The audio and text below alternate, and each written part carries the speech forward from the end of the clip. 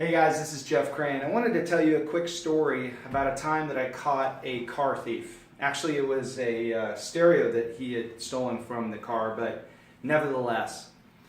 In 1987, I was 18 years old and I worked for an auto restoration shop in Brea, California.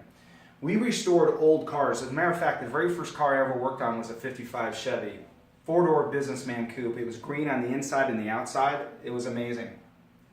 I had worked at this shop for several months, and I remember it was one summer day, and we were in the shop, and it was around lunchtime, if I recall, and we heard a little bit of commotion on the side of the building. I didn't think much of it, and I saw a car pulling out of the parking lot way down the road.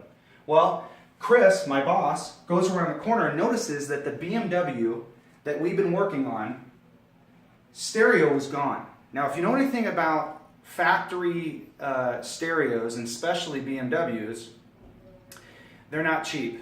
They're Blaupunkt stereos, and that stereo was probably $1,000 to $1,200, even back in 1987. Because you're not going to replace it with a Kenwood or a Pioneer or some sort of JVC. You're going to have to replace it with a BMW stereo. So Chris was visibly upset. I said, you know what? I'll be right back. I don't know what came over me. This has happened several times in my life, but I just sprung into action, and this is what I did. I think at the time I was driving my Volkswagen bus. I had a 73 VW bus, red and white, and I always kept my surfboard in the back because after work I'd go surfing. So I said, hey Chris, I'll be right back. And I drove to the local high school, to Brea High School in Southern California, which was down the road. And what I did was I went into the parking lot, and because lunch had just finished, you had all these people, right, going back into school. So I cruised up, and remember, I'm only 18 at the time, so I kind of look like some of the high school kids.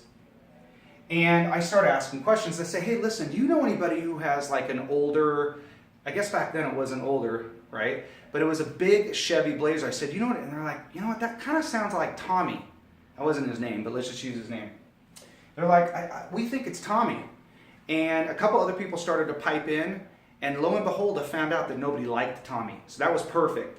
So now I had some advocates, and they grouped around, and I said, okay, what classes does he have? I'm not kidding you. I was going to go into each one of those classes, and I was going to take him by the gruff of the shirt, and I was going to throw him out of the class, and we were going to have some conversation. Well, they said he worked in the auto shop. So I walked back where the auto shop was, and I said, hey, does anybody know where Tommy is? Now, his buddies were actually there, and so they're like, well, why? And they were kind of a little bit concerned. I said, well, he stole my boss's stereo, and I need to find him. Now, luckily, there wasn't cell phones back then, because I'm sure they would have called or texted their buddy. Anyway, progressing. At this point, I was kind of dead in the water because I needed to now know where the guy lived. And I said, does anybody know where this Tommy guy lives? The most I could get out of him was a region. This little area was, apparently, it had some modular homes.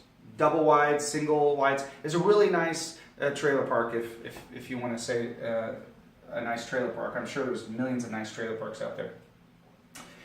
So anyway, I found the trailer park, and I started driving up and down the rows. Nothing was coming to me. So I go up this one road, and I don't know what came over me, but I decided to get out and start knocking on the doors. I start knocking on the doors so I could find out where Tommy lives. Well, lo and behold, I found out where his parents live. I knock on the door. Hello, Mr. and Mrs. Parents of Tommy. Guess what? Your son's going to jail. Now, they looked at me. I'm an 18-year-old kid, and they're like, who is this guy? I'm not a cop. I have no right to go in there and start questioning these guys. But I said, here's the deal. You better find your son, because we know who he is. We haven't called the cops yet, and he's going to go straight to jail. This is a $1,200, $1,300 stereo, so he's probably going to be in big trouble. Within 5 minutes, the dad, I don't know why he was home, went outside, grabbed his son, and brought him back, and the kid was freaking out. This had only happened probably an hour and a half earlier. He's probably thinking, how in the world did anybody find me?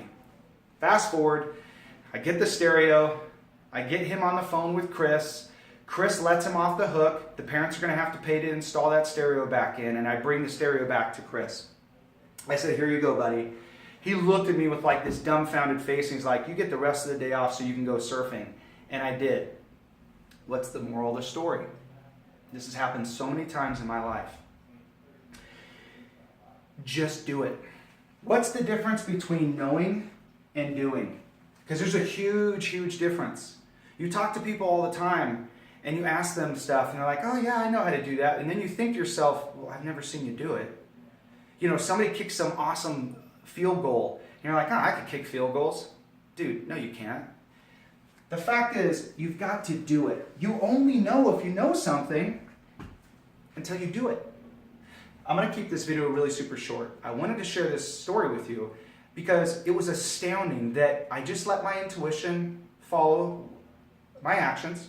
I just basically went out there and did it, came back, reported. Years later, 30 some odd years later, I still remember that, and I try to practice that today. I get something in my mind, do it. Have a great day. I hope you guys go find something to do. It may not be a thief, but it may be something that's on your list that you have passion for, that you really want to get done. Just do it. Have a great day. Thanks so much for letting me do these videos, and send me any comments that you have. Thanks.